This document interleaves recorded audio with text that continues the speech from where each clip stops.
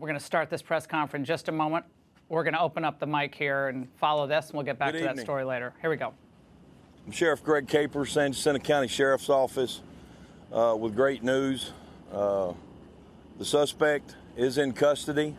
I have just left Montgomery County Jail, where he was taken, and he has been magistrated. He now will be taken to my jail, and where his new residence will be. I would like to thank the men behind me and the women behind me. They're not women here right now, but everybody played a very, very integral part in the arrest and capture of this coward.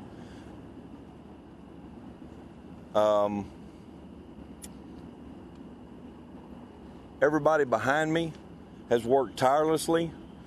I know that there are several people out of these 225 plus officers at this scene, not to include the millions of people, thanks to the media. Y'all push the message out. But we've had calls from Wyoming, Florida, South Texas, North Texas, Oklahoma, Maryland, and those are just a few of the places. We were here, they were there. Bottom line is, we now have this man in custody. He was caught hiding in a closet underneath some laundry. They effectively made the arrest. He is uninjured, and he is currently being taken to my facility in Cold Springs. Thank you. Can you tell us how you guys were able to find him and what clues led you to him tonight? Well, it was a multi-jurisdictional operation, to say the least. Somebody got a tip, DPS CID, U.S. Marshals, FBI. We had a TAC team. They all meandered over there and found that tip to be true. And was this home a relative's home? Did he know where he was? That's unknown to me. Maybe one of these guys behind me can speak to the actual information on how it was actually captured. Sheriff, what's your message to the family members, the surviving family members of those people who were killed in this attack? Well, they can rest easy now, because he is behind bars, and he will live out his life behind bars for killing those 5. Guys, we have time for questions afterwards. Sheriff, The ASAC. This is the ASAC. Hey, good evening. Thank you, Sheriff Capers. My name is Jimmy Paul. I'm an Assistant Special Agent in charge with the FBI Houston Division. Thanks for having me. So, just wanted to say, first and foremost, the victims and their families are in the forefront of our minds, and we're extremely delighted that the suspect was captured.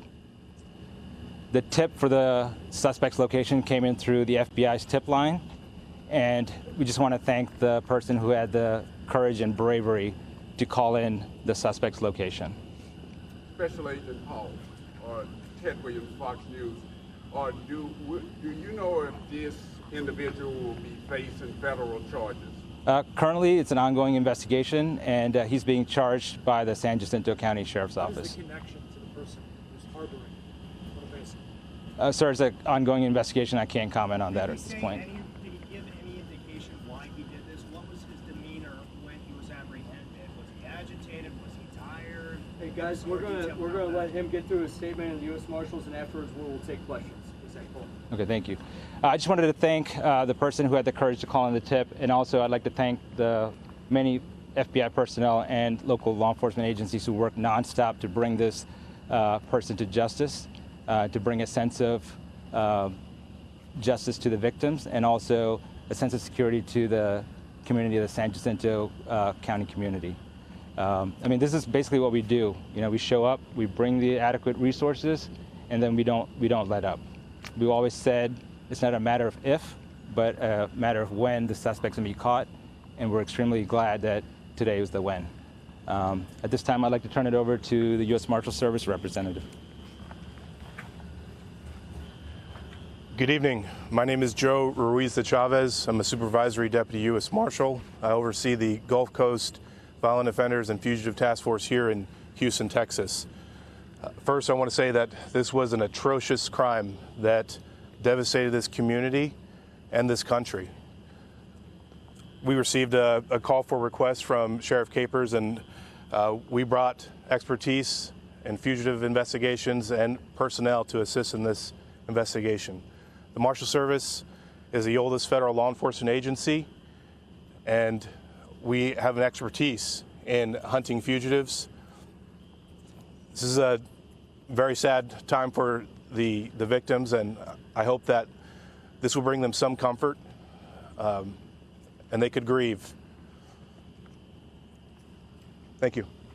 We'll open up for questions now. Can you tell us if Oropesa had any help from anybody? Can you tell us if Oropesa had help from family members or any other friends in the area to help him hide for the last 4 days? I can say that we've contacted many families, associates, not only here in the Houston area, but across the country.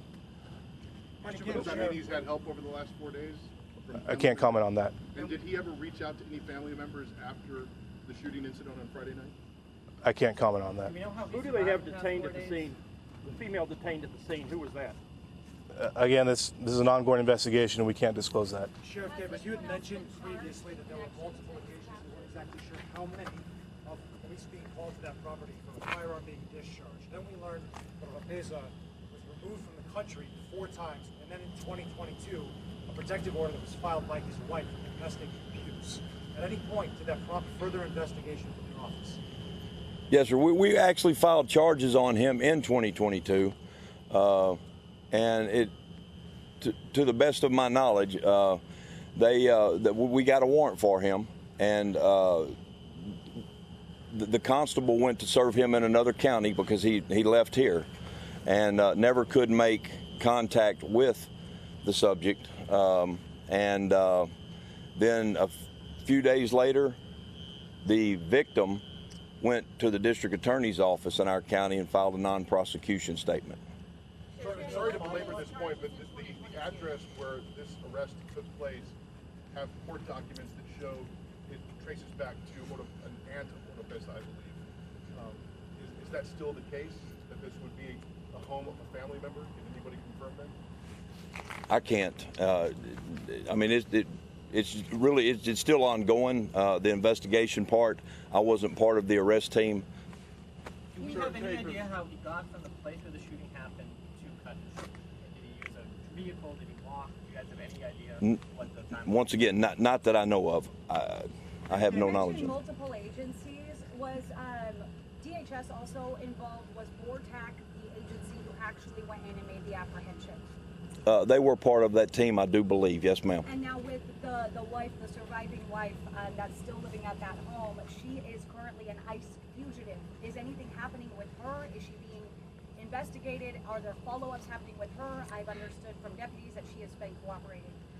And to my knowledge, she is still there because the officers are still there. I have no direct knowledge because this all happened within the last couple of hours. But she is still there. Do you guys believe that large reward that was put out, is that what made that person call in this tip, and will that money be going to the person who called in that tip? The money will be going to the person that called in the tip through the proper channels. Yes, ma'am. I'm thinking it's still $80,000. Sure, Capers, we know that he's been in this country since 2016 illegally, meaning Oropesa. The question is, and he had an AR-15 rifle that he was shooting the night of this incident. Have you been able to connect the dots as to how an illegal alien was able to purchase or to get that AR-15 weapon? Well, I could just speak to conjecture. Buy it from somebody else on the street. Are you conducting an investigation to try to connect those dots? Yes, sir, we are. That is an ongoing investigation as well. When did you learn about the suspect was at this address, and when did you actually go in? What was the time, the specific time? for tonight's arrest. Oh yeah, when did you first learn that he was there, and then when did you actually go in? We would probably need to defer that to the FBI or the U.S. Marshals. We received the tip at 5:15. Sorry about that. We received the tip at 5:15 p.m. and the arrest was made at 6:30 p.m. Can any of the participating agencies discuss how surprised were you that you ended up finding Oropesa 15 miles away or less from where this crime was committed? I can't really speak on that. I can just tell you that we're just extremely happy that the citizen had the courage and the bravery to call in that tip. Had you guys searched that area before you got the tip, or did you just go there once that tip? Is that somewhere you guys searched? I'm not sure if it was searched before, but we immediately dispatched the team out there as soon as we got the tip. We're going to take 3 more questions. Homes, searched as well, known areas, known accomplices, or any of his family members? Were those areas searched specifically as well? I know he's been talking about family. We're obviously hearing that this was a family's home that this person was found. So were other family homes searched as well? Was this one just a random tip? What happened? Were there other families around? As far as we know, this was just a one-time random tip, but we've contacted multiple houses and families throughout the area. What does contact mean? Have you gone in? Did you search these homes? Right, we have. Under laundry piles and other families. We've done knock and talks with multiple homes throughout the area, and we've gotten consent from the homeowners to go in and take a look. So we've done those kind of actions. Yeah. 2 more questions. Was anyone injured? Were there any? Sheriff, is anyone else in custody or in questioning tonight? Oh, sorry. Sure. No, ma'am. Nobody else is in custody tonight, and I'm assuming that they are still at the house questioning the people that were at the house where the suspect was arrested. Did you guys find anyone else, any other injuries while the suspect was on the run? Was anyone hurt, in his quest to kind of evade law enforcement? As far as we know, we do not know anybody else that was injured. Have formal criminal charges been filed? Did you make any comment? What was his demeanor when he was placed under arrest? Yes, sir. Just any formal criminal charges filed? Do you know what those are yet? Murder. 5 counts? 5 counts of murder. $5 million bond. Not capital murder? 5 million. No, sir. Thank you very much. Not at this time. There is a video in social media. Is correct person, Francisco Oropesa? Say it one more time. There is a video in social media. Is the correct video? The correspondent Francisco Oropesa? I haven't had time to visit social media. Thank you very much, everyone. I'm going to clarify. Thank you very much, everyone. Thank you guys very much. Guys, I'm going to clarify some of the spellings and answer some of the roundup questions here. I know that there are questions very quickly.